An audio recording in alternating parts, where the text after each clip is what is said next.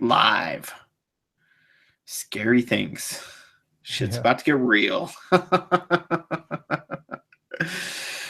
All right. So, hey, what's going on, all? Thank you for tuning into Nerdology 5280. This is Unleashing, episode 27. We will be discussing a 4-part miniseries.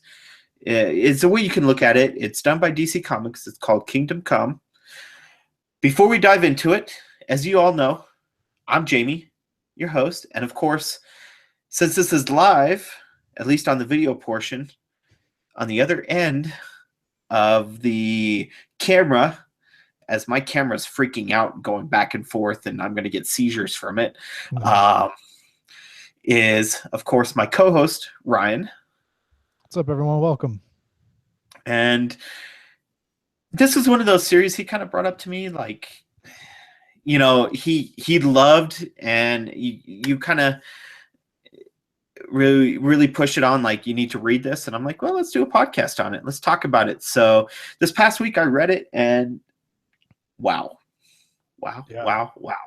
So, but we'll get into that towards the end. We're switching it up the way we do things a little bit this week. So I'm going to let Ryan take the lead for a little bit and kind of give his summary. So you get to hear him spew all his nerdy goodness of the comic and the whole summary of the story all over. Well, if you're watching it, your face, but if you're listening to it, in your ear holes. Nice. Yeah, all over their ear holes. Yeah. Fill it up. Fill it up good. Shove it in there. Oh boy. No one wants me to shove anything of mine anywhere. Well, you have 3 kids, so someone did. It was all coercion. You're like, she was drunk and oh Lord. Anyways. All right. So yeah, let's do it. Let me take them through the story of Kingdom Come. Again, like you said, it was a 4-part miniseries in the mid-90s. It was a DC Elseworld, so it was a like alternate kind of timeline. It was the Elseworld is kind of a thing to let you know that the story doesn't necessarily take place in continuity. And it was my introduction to DC Comics. I mean, I knew who Batman was and Superman was, but I read this for the first time in 2000. I was 15 years old, and a buddy of mine's like, "Hey man, you've been reading comics lately?" And I was like, "Nah, not really." Kind of got out of it. And he's like, "Well, here, read this." So I read it, and it changed the world. So without further ado, here's the story. After a major confrontation between the Man of Steel and an up-and-coming young superhero named Magog causes a rift in the superhero community, Superman retires and goes into self-exile. Once he hangs up his cape, many other superheroes of his generation follow suit. With many of the older superheroes now out of the picture, a new breed of vicious hero rises. 10 years following his self-exile, the humans of the world are at the mercy of a group of evil supervillains and their equally violent and unchecked counterparts. Due to their lack of concern for those around them, a tragic event occurs in Kansas, sending Diana, better known to the world as Wonder Woman, to the Fortress of Solitude, Superman's secret sanctuary, to beseech Clark to come out of exile and return to the world once again. During a particularly violent standoff between heroes and villains in Metropolis, the prodigal son returns, saving the day and restoring balance. Or does he? Though his return to heroics causes many of his now retired compatriots to pick up their capes and cowls once again, many humans, especially the Mankind Liberation Front, feel less than enthused. This small group of power players meet in secret to discuss what to do in response to Superman's reemergence as a world player. The MLF, led by Lex Luthor, turns to the help of Bruce Wayne to enact a plan to wrest control of Earth and mankind's destiny back from the hands of the metahumans. Although Superman is now leading a legion of superheroes in the battle to restore peace and order to the world, many of the day's heroes and villains begin to rebel, sometimes violently, against his new decrees. For each hero he gains to his side, he alienates 3 others. With the portion of the metahuman population that opposes him growing rapidly, Clark and Diana turn to their old friend King Arthur, the former Aquaman, for assistance. But he opposes the construction of a penal colony under the waves. Deciding to build their rehabilitation facility at ground zero of the Kansas tragedy, they begin filling this gulag with the detained opponents of the New World Order. Eventually, as tensions within the gulag rise to the boiling point, and the metahumans are on the verge of all-out war, Lex Luthor and the MLF decide to intercede. Diana leads a group of Justice Leaguers to the gulag to force peace through war, while Superman remains morally torn between the right course of action. It is revealed that the most powerful heretofore unseen hero, Captain Marvel, or Shazam, has been influenced by sinister means by Lex Luthor and twisted into a schizophrenic mess that is terrified of metahumans. Before Lex Luthor can unleash the Captain of Lightning and Thunder to dispatch the metahumans once and for all, Bruce Wayne reveals himself as an opponent of Lex Luthor and attempts to help Billy Batson. However, in fright, Billy transforms into Captain Marvel and flees the skirmish. Meanwhile, Superman has decided to help out at the gulag, and as he arrives, he is knocked out of the sky by Captain Marvel. The battle outside of the gulag rages. Captain Marvel versus Superman, Wonder Woman and the Justice League versus the escapees of the gulag, and Batman leading his own team of human heroes into the fray. Eventually, the humans of the world decide to drop 3 nuclear bombs on them all. Batman squares off with Wonder Woman in a battle that takes them above the clouds, where they notice the nukes are on their way. They are each able to stop a single bomber, but the third plane is able to launch its payload.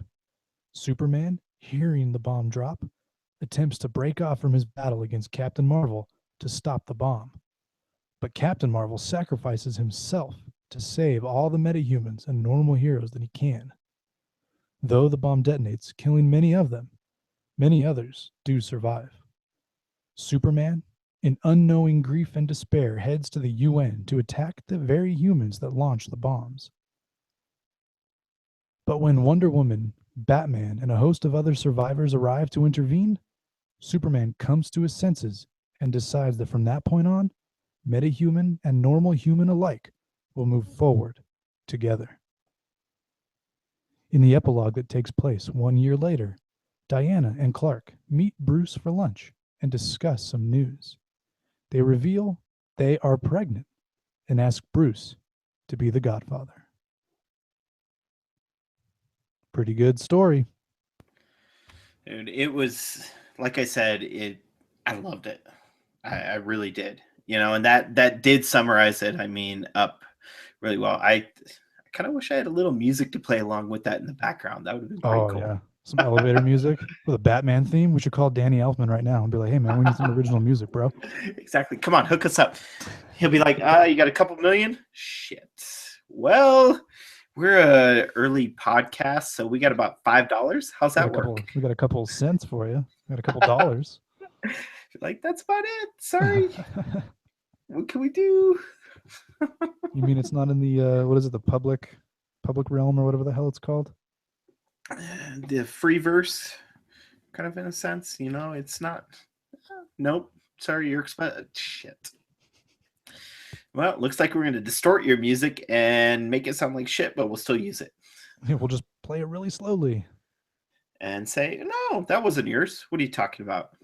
Well, yeah, what you talking about, Willis? We'll pull the Vanilla Ice defense and be like, yeah, it was the same, but then we added a ch at the end. Uh-huh. You're like, jeez. Hey, you know, whatever. Yeah. So, all right. So to kind of dive into the story just kind of a little bit, not really do a lot of time into it and whatnot. But we still want to be able to break this down and kind of go into some of the main points. I did, of course, as always, make a shit ton of notes. um, Now, my question was, and this is coming from me still learning all this stuff, how does this kind of work? Because it could confuse the reader if you're Go on. It'll confuse the reader. as what you just typed. Did you I was just just, type that? yeah, that was me. That was you? Okay. Yeah. I'm like, what the? Okay, sure. Sure. I was just testing it out because I didn't notice that it was like clickable last time. Oh no. Poor you. Poor me. Shit. So my question is coming from like the general, mainstream audience, Mhm. they hear a lot about going on with the movie universe and with what's going on there. And there's a lot of people talking about the new gods. Does this have anything to do with that? The reason why I ask is because of you've got a new kind of breed of superhumans and all that stuff. And you kind of think Superman and the Justice League are kind of like an old style in the whole series, yet the new ones coming up and the new heroes that they're doing are kind of like the new gods in a sense, if you know what I mean.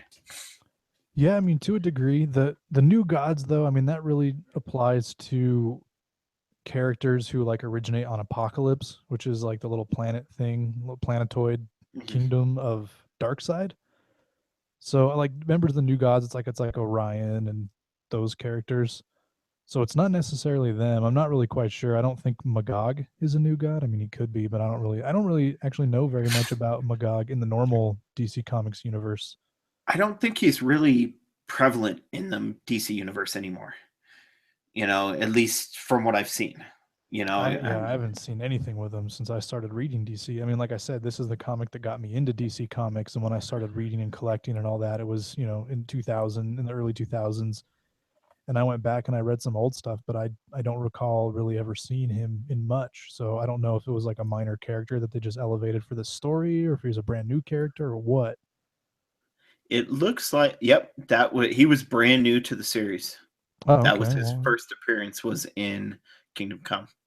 all right. Well, I guess Oh. that explains that. Um, Other than that, it looks like he's played some roles here in Justice Society of America, JSA All Stars. He had a solo series for a little bit. Huh. Um, Stuff like that. But yeah, he hasn't done a lot. So he's fairly new, or fairly, just really not prevalent. So that's why, I mean, I was just kind of curious about all that because I'm still kind of learning about a lot of that stuff. And I hear so much, because most people are going to associate a lot of the movie stuff with this now. Yeah. I mean, if you look at in the series, look at Batman's armor. Maybe a little. I mean, it's not like from, what was it, Dark Knight Yeah. Dark Knight that we Returns. saw it in. Not that's more where it comes from, but you still have that hint there. Like he's got the armor, he's older, all Hmm. that stuff. It's kind of the same thing as the Dark Knight Returns. You know, Yeah, absolutely, to a degree. I And mean, I wonder if maybe having read Kingdom Come before I read Dark Knight Returns and not being like a big fan of like dystopian future kind of stuff, I wonder if that's why I didn't like Dark Knight Returns that much because to me, I had already met the definitive old Batman and it was that could Kingdom be. Come Batman and not the Dark Knight. I felt like the Dark Knight Returns Batman was too dark. At least He when I was. read it when I was 15. When we Mhm. read it a couple months ago for our podcast, I enjoyed it a lot more. Uh-huh. Still probably not on my list of favorite Batman stories or anything, but it's a great story, and I definitely saw the merits there. But yeah, this story is really what got me into Batman in the first place because I'm like, man, look at this dude, like regular dude. He was outed. His Wayne Manor's been destroyed, and yet here he is, still protecting innocent people in Gotham City. And I kind of liked his stance. Like his stance was to really just wait, and prevent Armageddon, Yeah. no matter who's responsible for bringing it about. Yeah. Which before we dive into all that and get into the main heart of the story, a couple things I wanted to bring up. One is, excuse me, that burp. That's what I want to bring up. No, the art style. I can't pronounce it for the life of me. Alex Ross. No, not the artist. I said the art style. I am not that much of an yeah, idiot. that's pretty difficult. I mean, the first name is 2 syllables, and ALX R AX Ars. oh boy. Just kidding. No, I know I'm not that much of an idiot, so I just had to ask, man. Like, he's like, this guy is a dumbass. I've been talking to him this long. I need to find a new co-host. Be like, wow. I have to go solo over here. How does he manage to set up these podcasts? He's like, you're my co-host and you're kicking me off the show. What the fuck? No. How's that work? Reading is a prerequisite for being a host of the show, man. No, I'm talking about the art style, which to me it looks like it says Gucci, but it's not. That's obviously not it. It's Gouache. Gouache. Sure. I am not an artistic person at all. So that's the art style. So if you're listening now, let us know down below exactly how it's pronounced. Show us the pronunciation, because I'm not seeing anything that pronounces it the right way. Yeah, phonetically by syllable, please. But it is technically an opaque watercolor, is what it's considered. Yeah. Which it's painting with watercolors, kind of like the stuff you use when you're a kid. Yeah. Which is interesting, except of course 1,000 times better, because as a kid you're all over the place. And as meticulous, and yeah. So, but yeah, I thought that was interesting. And it was interesting that don't know how to pronounce a word, but hey, we're not artists. It's all right. Yeah, exactly. So let us know what it's really called. So yeah, the art style was amazing. And like, I know I was talking to you, and this was kind of the transition period, going from more of a lot of reading, in a sense, in the comic, more of kind of a novel style compared to more of an art style for the comics. Yeah, I mean, in the 80s, in comic books during the 80s, there were a lot of really talented artists that started to really rise up. And that's not to say that there weren't talented artists in the 70s and the 60s and the 50s and even going back. There were lots of them. Yeah. But it was hard. The way the stories were paced back then, there was a lot of small panels, not really a whole lot of big panels. It was very simple. They didn't really have the technology to really translate detailed images into a comic book. So you kind of had to just look at the faces and the poses and stuff of what some of those older guys did. But really in the 80s, the technology started to catch up to the artwork a bit, and they were able to start putting more detail into these pictures, all with costumes and facial expressions and all kinds of stuff. But the 90s is when we really saw a boom hit. And then it became, comics in the pretty much from like 1990 to 95 was all about artwork. It wasn't even about the writing. It was all about amazing artwork. And Alex Ross managed to set himself apart. I mean, everyone in the 90s was, not everyone, but almost every artist in the 90s they were an artist because they were phenomenal. I mean, you get guys like Jim Lee, Joe Madureira, Scott McFarlane. I mean, there were guys going all over the place. I'm not going to mention Rob Liefeld. Yeah, like Whilce Portacio. Like, I mean, there were just so many good artists out there drawing the shit out of these books. And with your What? names. Oh, Everyone's like, what? He's going left and right with all these names. I'm sorry. I do the Macarena when I get really excited, especially when I'm talking about artists. And no, don't do it, please. No, it's not 1995 anymore. I mean, I know we're talking about a comic book from then, but come on. Anywho, but Alex Ross managed to like set himself apart. Like here were all these Yeah. great, traditional style, or at least the new traditional style artwork, and then Alex Ross comes on, and he's a guy who painted. I mean, he was unique as an artist in a world where artists ruled. And the way he drew this book just, I mean, it sucks you in from the very first page because it's so unique and it's such talent. Yeah, it was like I said, I mean, anyone that's listened to these is known me as I'm still finally learning this. And as I learn this and study into it and read all this stuff, I'm able to teach, and put my knowledge out there. And I really, really did enjoy this. I mean, it was a phenomenal story and a phenomenal just art style, phenomenal. There was so much good stuff about it. Um, I still got I don't want to say top whatever or anything because I'm still reading so much. I still got so much more to read before I can really pass that judgment in that sense. Because I'm still new to a lot of this stuff, but Mhm. it is right now it's up there. And that's what I can say. It's definitely up there. So, um, without diving into the artwork that much, since we're not artists, we can say if we like shit and all that, kind of let's break down the story a little bit more, kind of dive in a little bit more into it, kind of let them know, I mean, when does this take place? Why, you've got the summary, but let's take that summary and kind of explode it a little bit. Yeah, build on it. In a sense. Yeah, build out.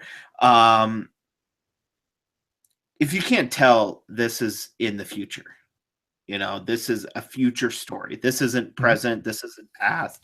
It's technically the future.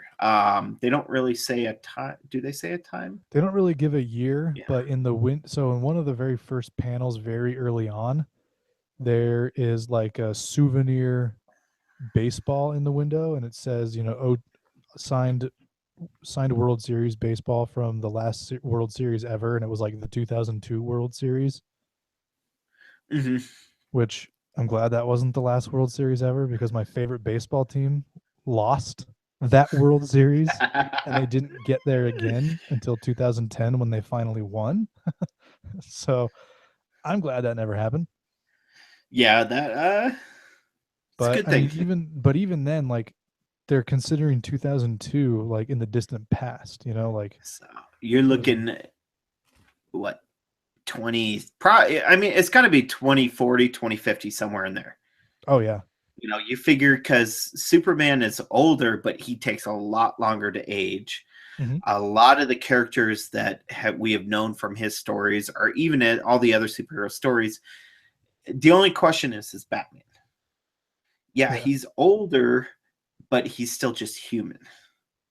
Right. So you got to take that into play. So figuring that out, it just, you never know. You can't really make an assumption on it because comics can go each and every way with all of it. So Right. But even Superman, who's gonna, he's gonna age a little bit more slowly because of the yellow sun and everything. Even he's got, he's got the Reed Richards thing going on where he's got the white streak on the sides. uh-huh. I mean, Batman's hair is Yeah. fully white. Yeah. Wonder Woman looks the same, but that's because she's, an immortal goddess, which makes sense. But I mean, Uh-huh. we're introduced at some point to, Hal Jordan Green Lantern, and he's got white hair. I think even Aquaman had white hair. I mean, all these guys. Oh I yeah, mean, they're old men. that I was an mean, this takes Aquaman. place in the future. Yeah, when they go to It Atlantis. wasn't Aquaman anymore. He's not Oh, Aquaman anymore. yeah, Not in the story. he's King Arthur. No, not that King Arthur. I'm just saying he's not Aquaman anymore because technically in the story, Aqualad is Aquaman. Yeah, that's true. So So you I want to mean, talk so, about? We gushed about Alex Ross for a little while. The writer of the story was Mark Wade, and I uh-huh. mean the. I'm not going to say that the early '90s or the mid '90s when he was at his peak because he still writes today and it's still very good. I believe that he had a recent run on Daredevil that's like really critically and fan acclaimed. I've But heard about that. yeah, That's it was a really well received and all that. I mean, he's known for having, he did a run on X-Men, he did a run on Fantastic Four in the '90s. He did some Flash stuff as well that's really beloved.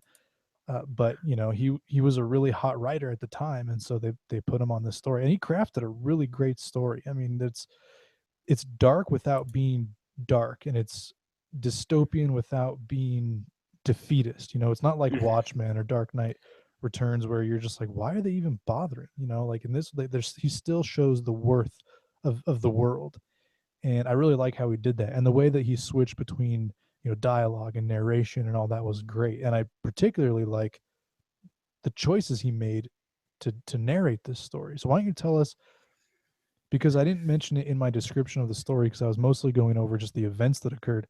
How Uh-huh. is this story told? It's it's told in a different perspective than normal because most stories you're experiencing the characters and what they have to say, which that is in there. You do see what they have to say, but it's more in the third person is what it's about. So you've got someone that's kind of like not who would you expect for something like this. And the reason they don't really explain, at least from what I remember, the reason why he's used, but if you read into it, you can see why he's used.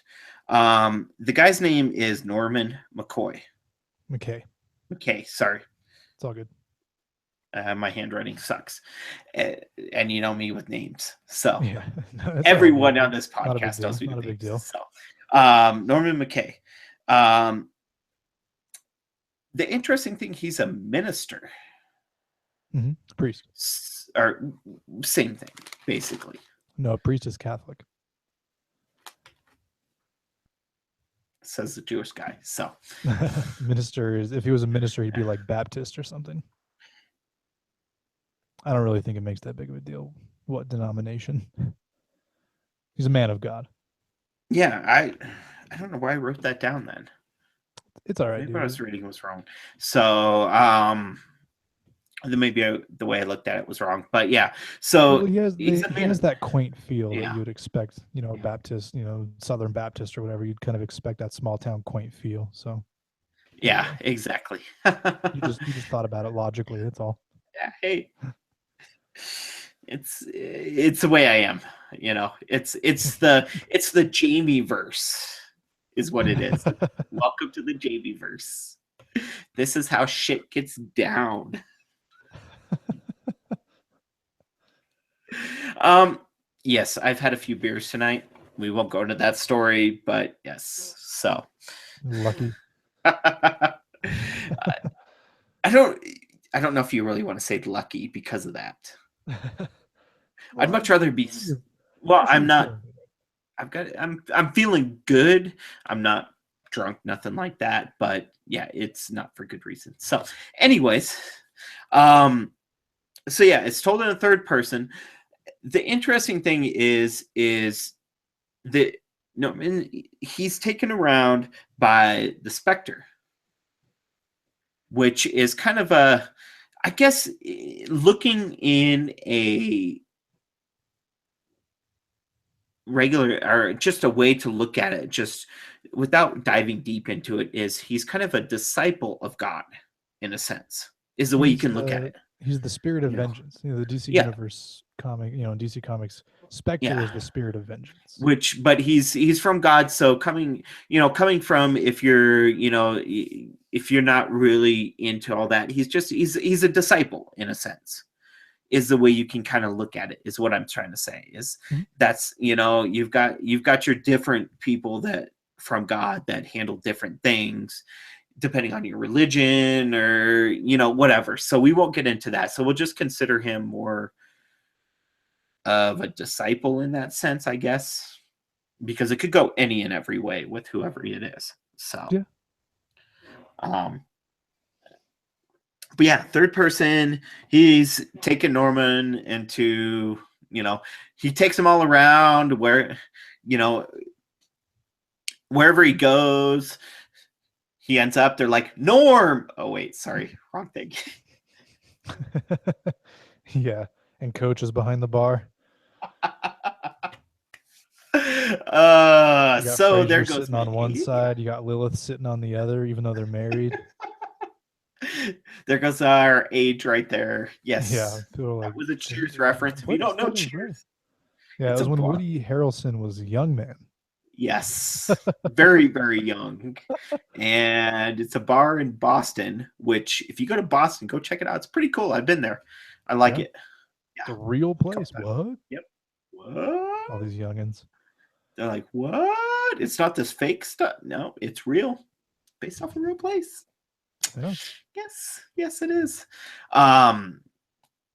So yeah, he's taking him over, all around to these different events and all that, showing him what it is. And eventually Norman has to pass judgment. That's the whole point, is he's got to pass judgment on the situation, which the situation is from, Ryan telling the whole synopsis of it. It's about the war, and the war between superhumans. You've got the metahumans, you've got the regular humans, you've got superheroes, you got all that stuff going on, but it's the war between that, and he's supposed to pass judgment on basically what's supposed to happen. Yep. Which we'll dive into more of that here a little bit on how he goes about it, because that's really towards the end of the story. But jumping back towards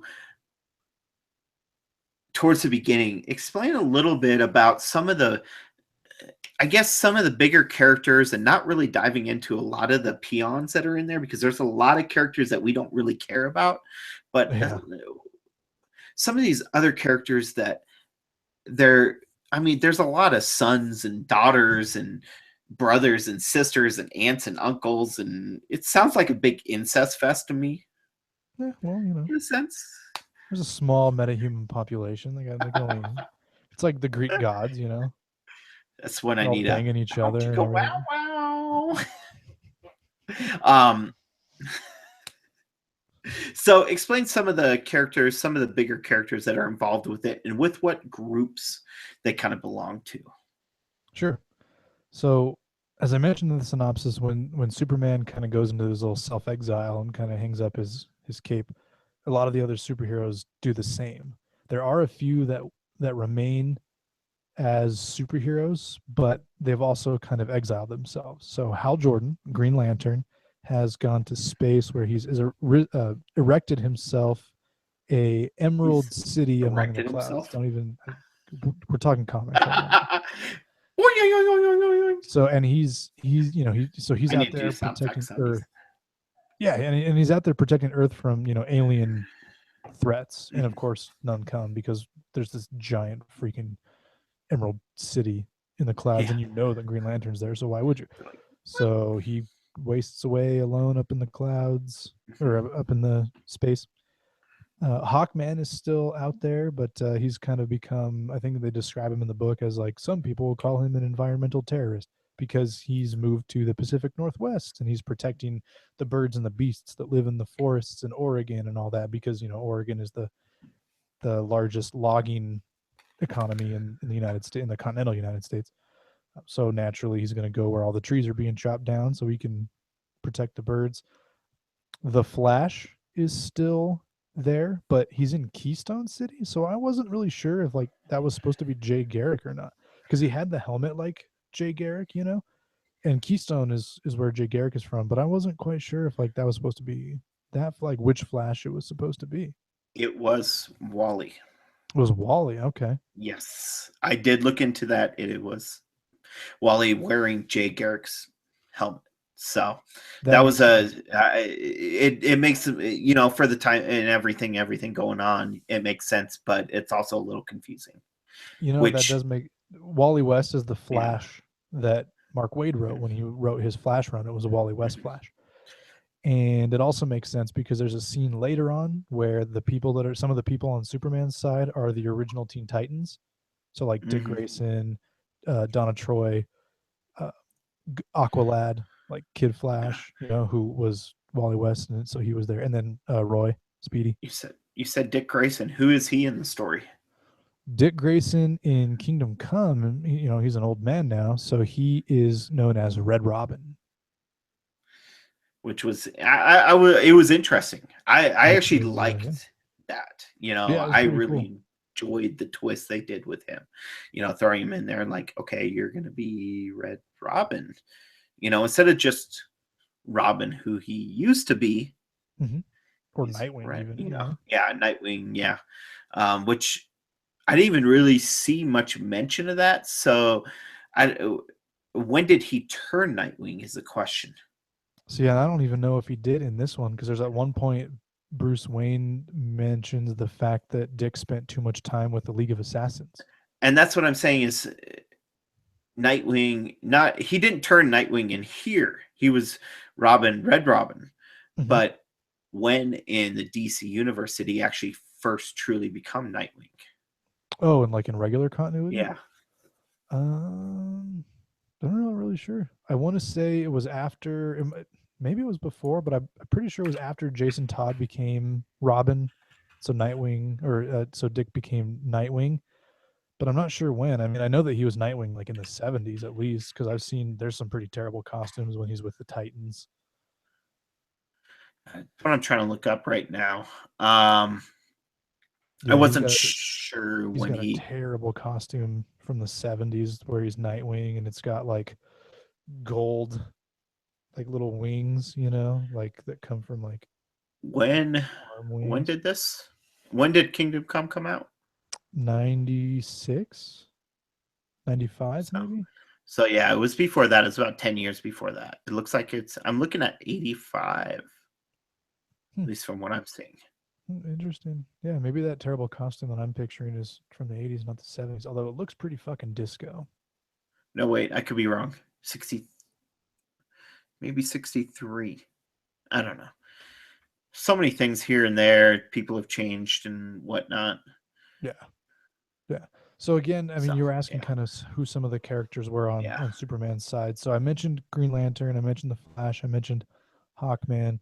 Batman isn't on Superman's side. He stayed in Gotham City, and now he's using like bat robots.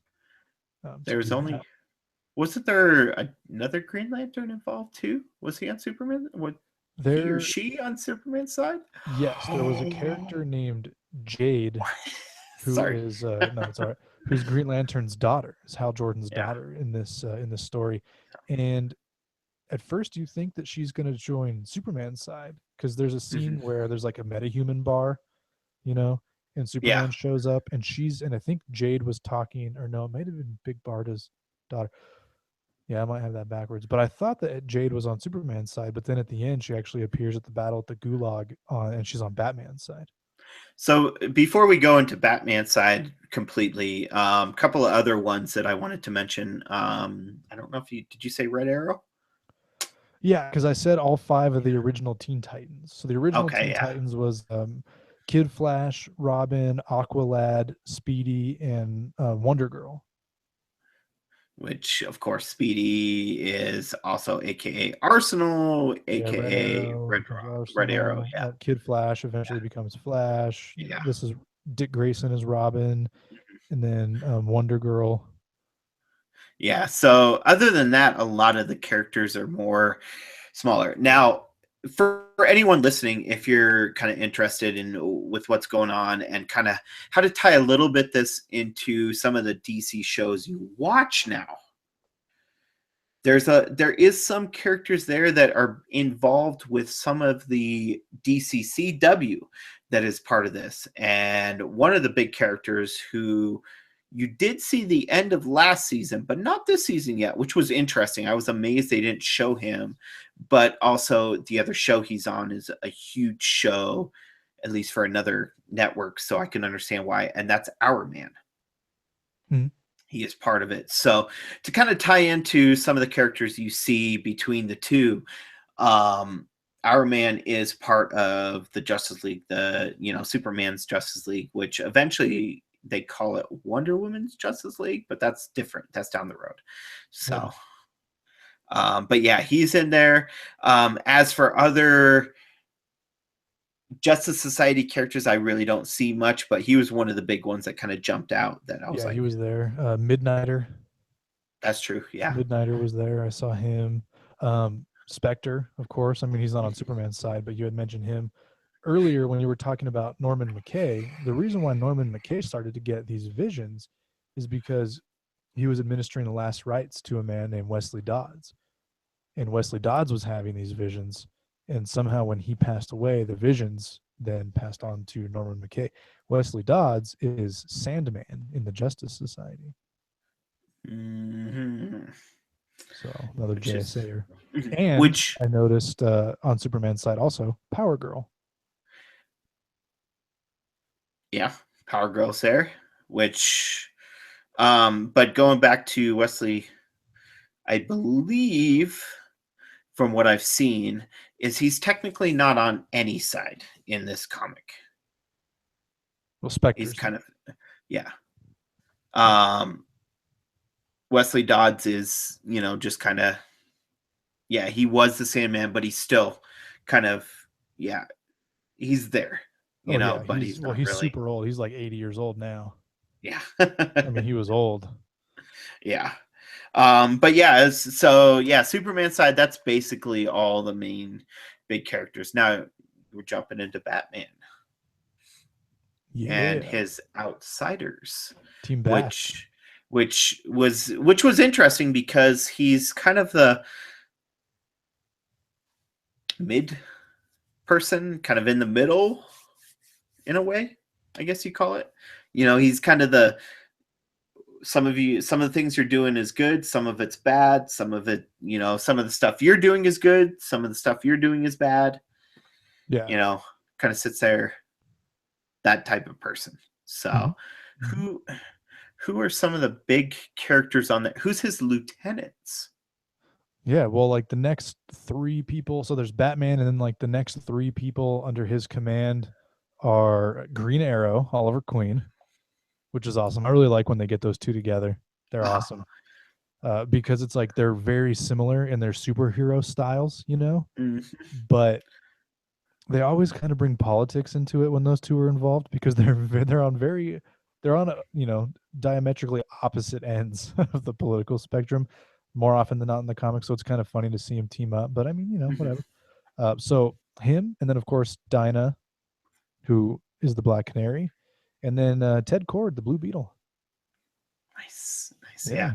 Now Dinah was the Black Canary in the story, not is anymore, because technically it's been passed along. Is the way I guess you would say. Yeah. It's kind of past the mantle, which that's this whole story is it's bringing in a whole new generation, which,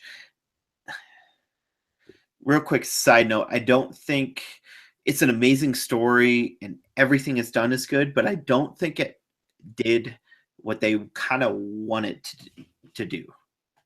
If you kind of look at it in a certain way, like they were trying to bring in a new generation for people and new characters and all this stuff. And I don't think it quite did that because everyone is always going to look at Superman as Superman, Wonder Woman as Wonder Woman, Batman is Batman, and so forth. Trying to almost not force, but also trying to say, here's these new characters. This is what we are kind of thinking about. No, I don't think that this series was trying to sell any new characters. I think that's why so many of these children of these heroes, like Jade and all them, and then you see the one daughter that she looks like a purple version of Starfire. Her costume's purple. Is actually supposed to be the daughter of Dick Grayson and Corey, who's Starfire. The reason why all these characters don't get named is because I think they were just fodder. Like they just brought them in for the one story. It's like you were saying, it's a story about passing the mantle. But I think it's more a story about taking the mantle back. Yeah. You Which know? I could see that. I mean, it makes sense, but also with them being so old, that's the one thing. And Yeah. that's why I'm kind of looking at like, okay, this is the time period where things were changing. You saw it being from very word story driven to very, you know, artistic driven and, picture driven in a sense. And they're kind of like, okay, how can we change with that too? You Yeah. know, you know what I mean? I mean, it's Yeah. kind of one of those things, but I guess it's kind of how you ultimately look at it. And each person is going to look at it different. Oh, sure. So, you know. Um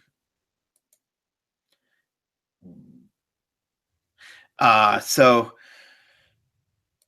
going back to the characters and kind of who we've seen, to kind of quickly finish up with who there is.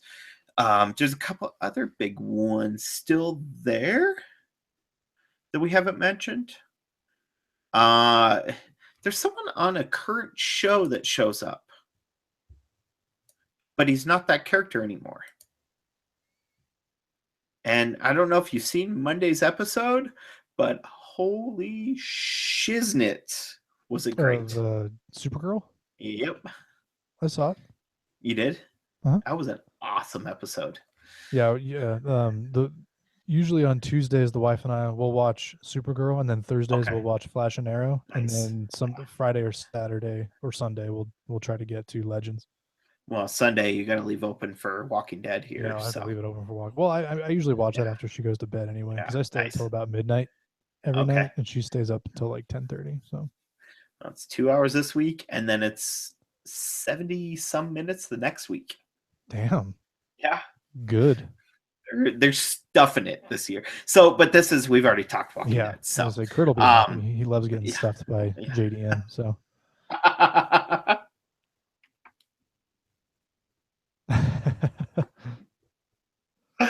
Oh, wow. Wow. he'll take all the JDM he can get. Anyways, um, I'm talking about Martian Manhunter. Oh yeah, So I he totally is in forgot there, about but him, he's dude. not Martian Manhunter anymore. What's he go by? John. Yep.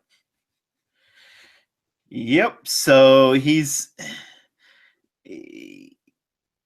not the same because in the past he tried to mind connect with everyone in the world, and it ended up frying him in a sense. Yeah, oops. Like, well, you did too much, so now your brain is this is your brain. This is your brain on drugs. Yes. We're talking about a 96 comic. We're going to bring in a 90s freaking Yeah, anti-drug PSA. it's the way to Wasn't do it. wasn't that Alyssa Milano that was in that commercial? Uh-huh. Oh, Yes. she's so And that was pretty. with the eggs cracked cooked. Oh, yeah. Yeah, This is she's holding the egg and then she cracks it this and is throws it in the me. frying pan and it's like Yeah. Um it's true. so literally he fried his brain to the point where he can't transform back into Martian Manhunter. He's in his human form permanently now.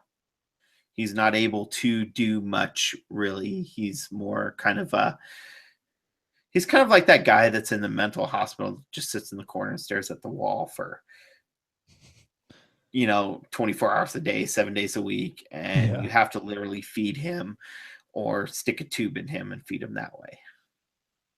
You know, that's basically who he is now. So, but yeah, I thought that was interesting. Um, other people, really, there's not. I mean, there's a few other here and there. Nothing really big.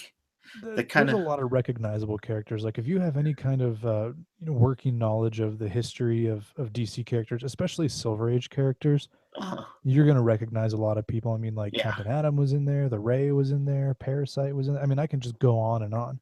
But I think that it would behoove us, since we're talking about Batman and his group, to probably move on to the Mankind Mhm. Liberation Front next. It's a small group. Now, real quick, there's a character named Red Hood. Wait, Wasn't that having to deal It's with not. something No, with it's the not Batman Jason story? Todd or I know it's not him, but that would just make you think, like, why would you name someone Red Hood when it's such a prevalent name for something else? You know what I mean? Yeah, I mean the Red Hood, initially before Jason Todd took that mantle, was just kind of the name of like the throwaway gangster that they used. Yeah, true. Which you haven't watched Gotham, so I won't go into it, but yeah. Ah, So there is another guy though, there real quick. He's very elongated. Sorry, that's as you see me. trying to stretch. Yeah, No, I thought that Plastic was Man was yeah, in there at one point. yeah. The elongated man was uh there, but now he's like completely like he looks retarded in a sense, He's too so stretched. yeah, he's stretched too much and too often.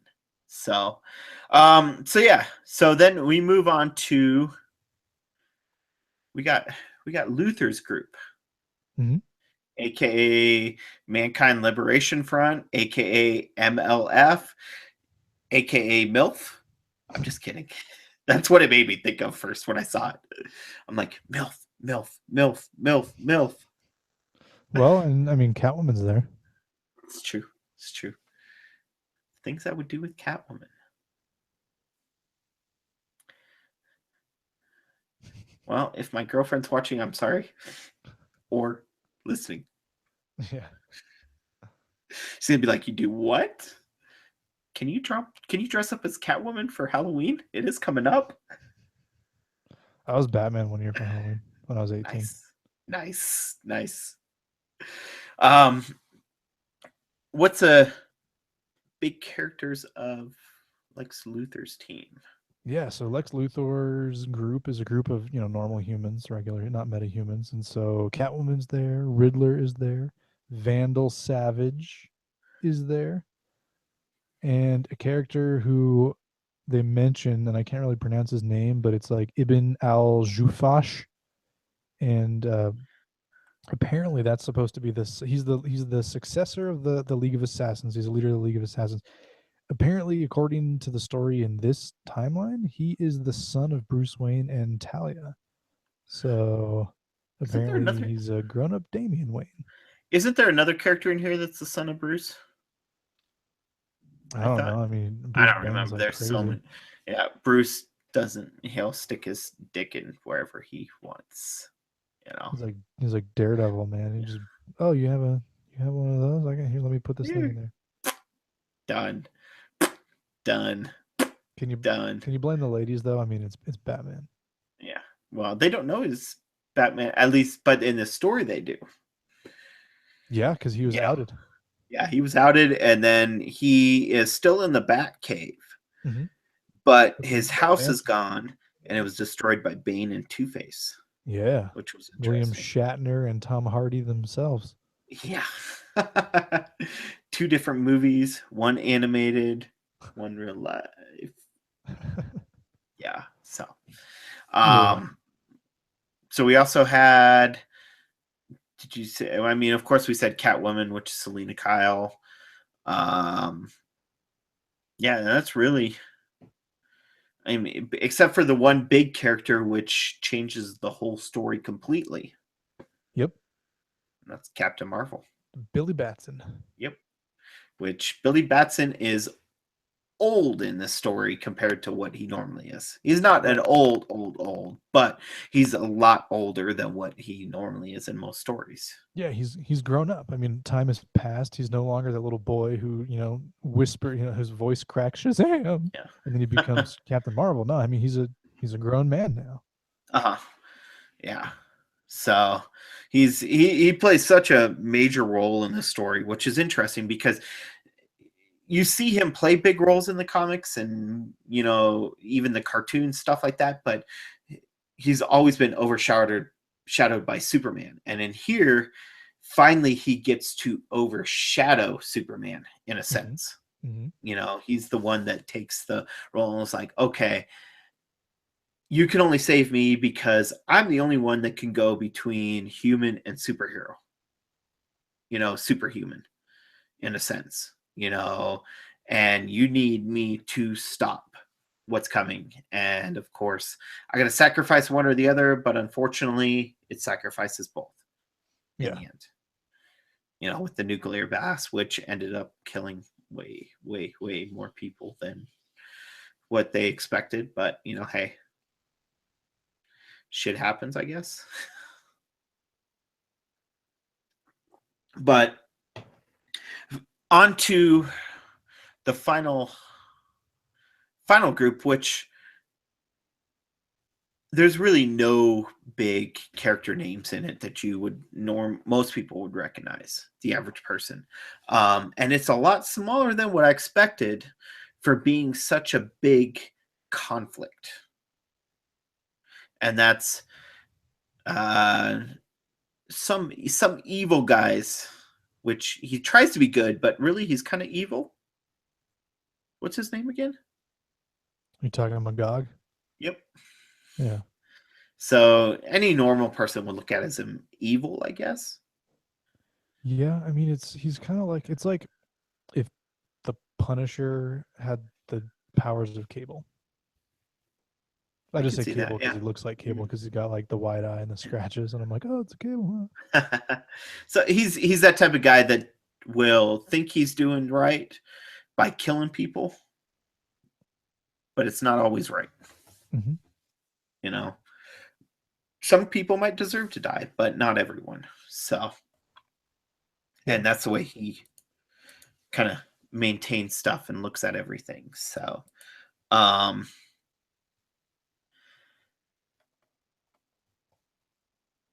that's, I mean, really, he's the only guy which we already talked about, that we know. Yeah, but we don't know. Captain Adam's there. Yeah, that's true. But he's still not. It's still a team that is kind of just nothing special. Yeah. I mean, even Captain Adam's big, but you've seen him some in the cartoons, but not much. At least for the mainstream. In the comics, though. Yeah. True. He's been there. So he's kind of that nuclear guy, which you kind of would have thought that maybe he would be the one to stop the nuclear bomb. He is Captain Atom. Nuclear. Yeah, but he is the one. Okay, so the incident in Kansas where Diana goes to the Fortress of Solitude to have to drag Superman's ass out of exile is because Magog is leading his team of overzealous heroes against the Parasite in Kansas, the breadbasket of America, pretty much. And the Parasite somehow pierces Captain Atom, and the radiation that he keeps inside causes a freaking nuclear explosion. Everybody dies except Magog. Yeah. Magog and everybody dies. No, there was one other person. I wrote it down. Was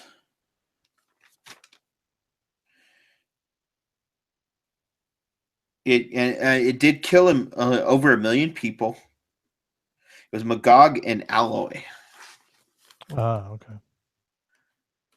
So those were the only two, which Alloy is I'm not too familiar with him. He's a very large character in the DC universe in a sense, like actually big.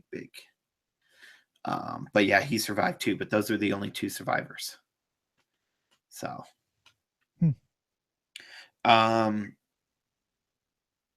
which of course led to Superman and him coming back and doing what he's got to do. Of course, Wonder Woman had to help out, like you said.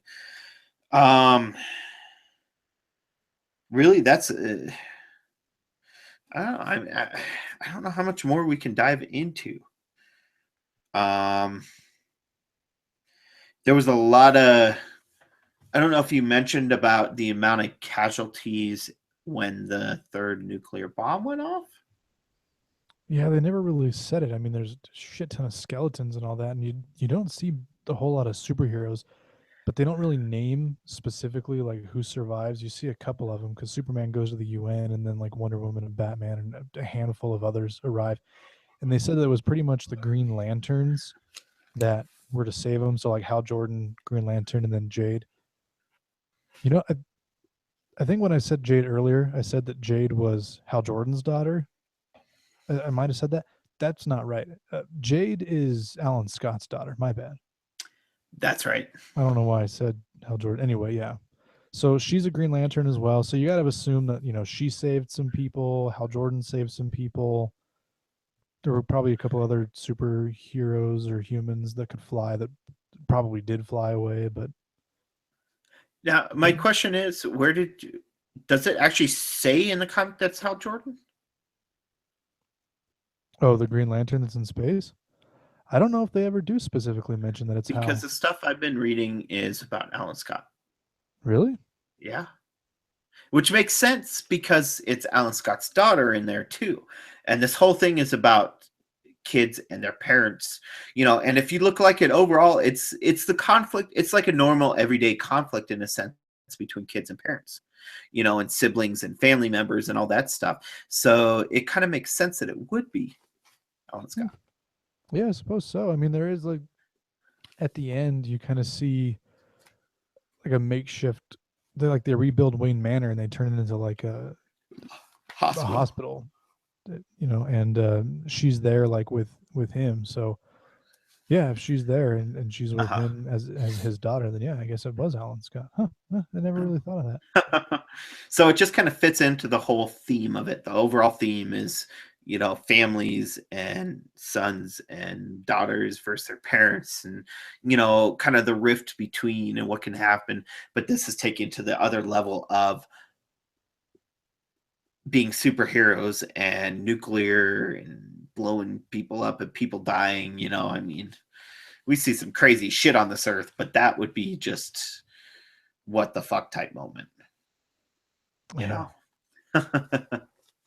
So at least that's what I've read. I could be wrong, but I've looked around some on it, and that's at least what I saw, that it was Alan Scott. So who knows, because they don't say a lot of that stuff. So yeah, they don't name a lot of them. I know that when my buddy had like the 4 single issues, it would have, there was like a page in the back and it would number, because like each cover was like a wraparound cover, you know, front and back, and it had, you know, 25 heroes, 30 heroes on each cover.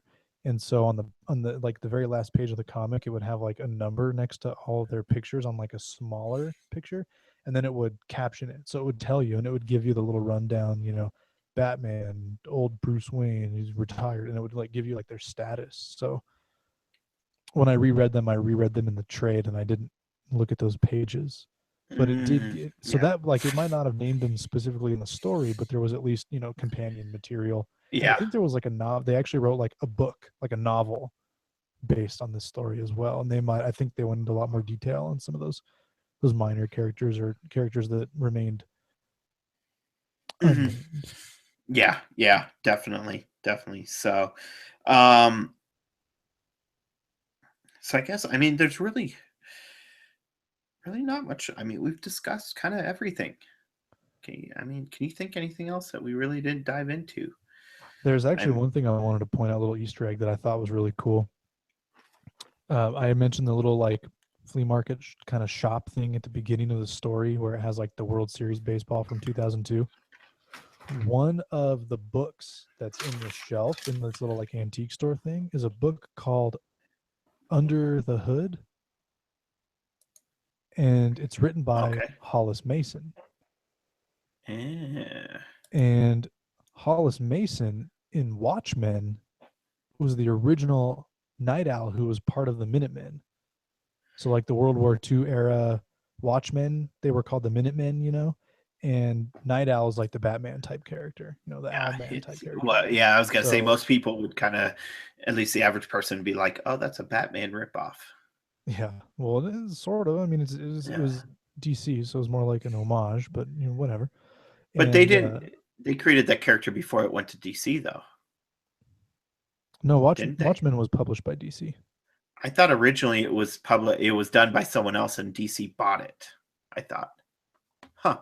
No, that's what like where the big battle comes from because it was originally published by DC. Alan Moore created those characters and all that, but he Oh, wasn't that's right. involved in the Yes. movie, and so he was, and all that stuff. Yeah, that's right. So, Okay. so yeah, so he created. I just thought that was kind of cool because if you ever have you ever read Watchmen? No, I haven't. Oh, I've seen the movie. dude, oh dear God, we're gonna have to do that one, and we're gonna have to do like multiple parts. Um, one of the really great things about Watchmen when Alan Moore wrote it is that they added so much extra content, and like at the end of each comic, there was like a companion story, which was one of the characters in the story is this black kid who's at the newsstand and he's reading the comic book. Well, the comic book that he's reading at the very end of every comic, there's like 3 pages of that comic. So you get to read that comic as you read the series. But there's Huh. other companion material as well to add to the backstory. And one of the things that's there, they have chapters of the book Under the Hood by Hollis Mason, and you can actually read like chapters of this dude's autobiography. It's really phenomenal, dude. Like it's Interesting. so damn good. But yeah, I thought that was really cool. I'm like, oh, that's awesome. They have Under the Hood by Hollis Mason. I'm like, that is so freaking cool. Interesting. Interesting. Yeah. And then Yeah. that's not even to mention like all the little Easter eggs and throwbacks and Uh-huh. stuff that you see when they go to the restaurant at the end, Planet Krypton. Yeah, that was the during the epilogue. Yeah. Um, and it was kind of interesting because it was that throwback to the beginning of the story where you see all the normal everyday people dressed up as the superhumans, and then you Mhm. see it again. You go through the Yep. same thing. They're all dressed up the same. It says whatever their favorite superhuman is. So, which was really cool. So yeah, I guess I really can't think of anything else to kind of go over. It's really that's really about it. Yeah, I mean, it's Um, just a great story. yeah, So worth the read. It's beautifully yeah, written. It's beautifully drawn, amazingly painted. I mean, these characters are so good, so iconic. Such a fantastic story. It's so worth reading. If you like DC at all and you haven't read anything, like this is a great one to start because it doesn't take place in continuity or anything. uh-huh. It's just it's so good. It's so fantastic. I mean, this is the comic that made me decide to start reading DC comics to begin with. But from what my understanding is it eventually does kind of come into continuity. Yeah, every Kind of. now and then there will be like stories that are in continuity where they go Yeah. to the future or this and that, and these characters, like these versions of the characters and stuff appear. And there've been like sequels and all that to this story as well. But I mean, this story just in and of itself, these 4 issues Yeah. of this Like mini. tying it into Jeff Loeb and his Superman Batman. Oh, great The series, man! That was such a Superman great comes series. into the whole thing through a boom tube. Yep, time Superman travels in a boom from tube. Yeah, and he comes that. in and So yeah. he tries to kill Clark. Oh, it's so Uh-huh. good. So there, I mean, there is bits and pieces, but yeah, it's its own separate story, and it was phenomenal. I love how they did it. The writing, the artwork, everything was amazing. Um, it was very, very enjoyable. I'm glad we did. We read through it, and are discussing it, and I was able to experience it. I know you were like at first, we're like, I don't know if you're going to get through it, and eh, gave me about an hour and a half. It took me to read, so I it's not a thought super long read. I remembered it being a lot more wordy, Uh huh. but the way that the story flows, it turns into a quick read. Yeah, yeah, it really was a lot quicker than I expected even too. I mean, there are what 40 pages about a piece, Something like that, so I think. Yeah. 40 maybe a little bit more, which is more than the average comic. Yeah, average comics about 22. So, so yeah, as we finish up though, I mean, if you have any questions or anything like that, shoot us a tweet. Let us know. Let us know any series that you kind of want to hear us talk about. We're willing to branch out to anything, Yeah. anything new and old. I mean, we're talking about switching it up to some more independent, some on some of these, and looking into that and everything. So we'll see as time goes, and see where the interest goes and all that stuff. So let us know. Other than that, please, like we're doing every week now, and this is still, it says, of course, on the YouTube description, this is a test still. I'm still trying to figure it out, make sure how we can get this to look the best and work the best. But it's live stream every week. Our ultimate goal is to start live streaming at 8:30 Mountain Standard Time. This was a little bit later. We had some things come up, stuff change, all that, work, life. It is what it is, but our goal is 8:30 Mountain Standard Time every Wednesday to record this. And if we have to do it earlier because we're busy that night, it'll be Tuesday nights, 8:30. So Yep. one night or the other, we'll start tweeting it out, letting you know, keep an idea, set up a little reminder through the YouTube page. So speaking of YouTube, if you haven't yet, hit that like and follow down below. All kinds of great videos coming out. I know Ryan's in the middle of editing a new video, so he'll have something new coming out soon, hopefully soon. So we'll keep an eye out for that. All the other videos, gameplay, anything else that you want to see from me on the channel, let me know. Also follow me on, of course, like I mentioned, Twitter. I also have Instagram, Facebook, all that stuff. Keep an eye out for that. Big thing too is also my charity I do work for, Extra Life. If you haven't yet, there is a link down below. Please go drop a donation. $1, $5, $10, $100, however much you want. Every dollar helps. It goes directly to the Children's Hospital. So keep it, help out the kids. They're the future generation. They're the ones that are going to be taking the mantle of what we're enjoying here and keep it going on and keep people still interested in all that stuff. They're the ones that will be doing that. So please go check that out. Also, I'll discuss here in a minute about some of the other opportunities with Extra Life coming up. So before I keep blabbing on here, Ryan, where can they check you out at? Well, they can find me on Twitter at Ryan Talks Nerdy. I like to send some tweets out every once in a while. Usually they share the theme of X-Men, but I tweet some other stuff out too, some Star Wars, some Lego stuff, some pop stuff. So check me out, give me a follow there. I'll be more than happy to talk with you if you had any questions or wanted to. I'm a big fan of top fives and top threes and stuff. So yeah, follow me, send me a couple of tweets, and I'll talk nerdy to you. You can also find me on MySpace. It's this hip new social media site from 15 years ago. It's really great. I recommend checking it out.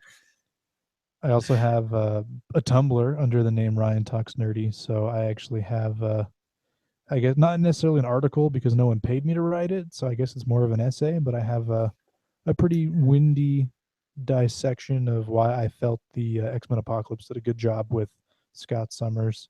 So check that out. And if you like to read and I want to have a taste of my fiction, you can go to the8thinitiative.net, and it's the number 8 and then TH. And I have the first 2 chapters of a werewolf crime noir story called Werewolf Noir that you can read on there as well.